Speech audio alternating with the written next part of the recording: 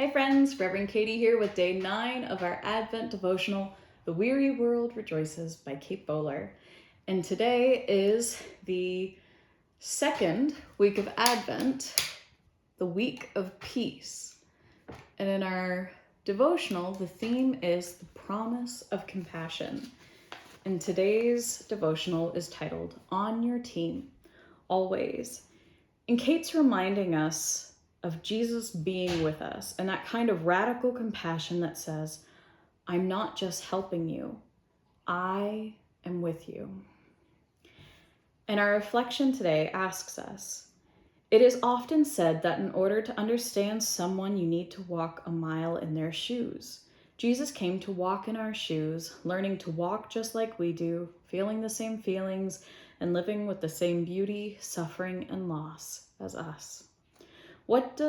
How does thinking about Jesus as person with us resonate with you today? It gives me a lot of peace to know that Jesus knows what it's like to live this life with all of its humanness, that our messiness, our hopefulness, our love, our anger, our joy, our sadness is all familiar. And there is no one who can offer more understanding to us than Jesus. Knows us better than ourselves, truly. And so I think that helps when it comes to placing what we have on our hearts in God's hands, because we know that it's in good and understanding hands, that it's being held with love, with confidence, and with strength that we might not always have. And our response section today is write a letter to God. You're welcome to start with this template or to start with a blank sheet of paper. So the template is, Dear God, you came down to earth, humbling yourself to think of me, stepping out of the safe space of heaven to be present with me, to understand how I feel. Here is how I am feeling today. So for my feelings today, I wrote down tired, because it's that time of year where the days are short and the nights are long, and it is a busy time. But I also put down hopeful, because every time I see us busy in the world, I get a little more hopeful. And I also put down thankful. I had a really wonderful lunch with our UCW at St. John's today, and that always brings a heart of gratitude to me. And so I'm looking forward to the next 2 UCW potlucks that we'll be doing this year, because I always walk away full of gratitude and love and hope. So join us for those if you would like this week. I hope we'll see you there.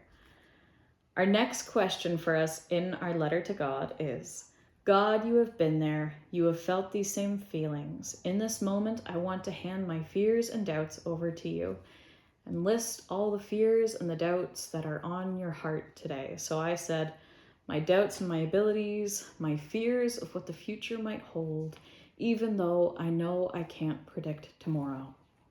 I think that's a lot of what fear and doubt holds, is the unknown. And sometimes it's best to place it in God's hands and know that even though we can't predict tomorrow, we will rise to meet it. Our last part is, and while what I'm going through can make me feel lonely, I know I'm not alone, for you are with me, and others have walked this path before too. Here is my prayer to find others who might support me, or who I might support as we walk this together. And so I wrote, may I always remember I don't have to do it all by myself. Asking for help is a good thing, especially when it's too much to carry alone. May I also be the help in helping others carry it all too. And Kate closes our letter for us saying, thank you for always being on my team, for the compassion you show me in the midst of my struggle. Amen. So I hope you find time this week to write a letter to God. And before we close, we'll close with Kate's A Blessing for Where Compassion Begins. Blessed are you, Jesus, at home in heights of heaven, where love is felt in every moment, where all is well. That's the place where you began to change the world, not with a program or a system, but with the absolute refusal to let the unloved and the unlovely stay that way. Your mind was made up, the decision made to draw the circle larger and loop us all in.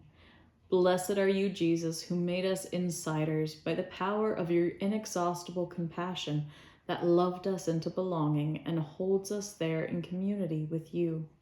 Somebody fought for us, and it was you. Somebody showed up for us, and it was you. Somebody gave everything for us, and it was you. Somebody won, and it was all for us. Amen. My friends, I hope to see you back here tomorrow for day 10. And I don't know what I'm going to do when I run out of fingers for this, so we'll see. So I shall see you tomorrow, and until then, have a blessed evening, beloveds. Good night.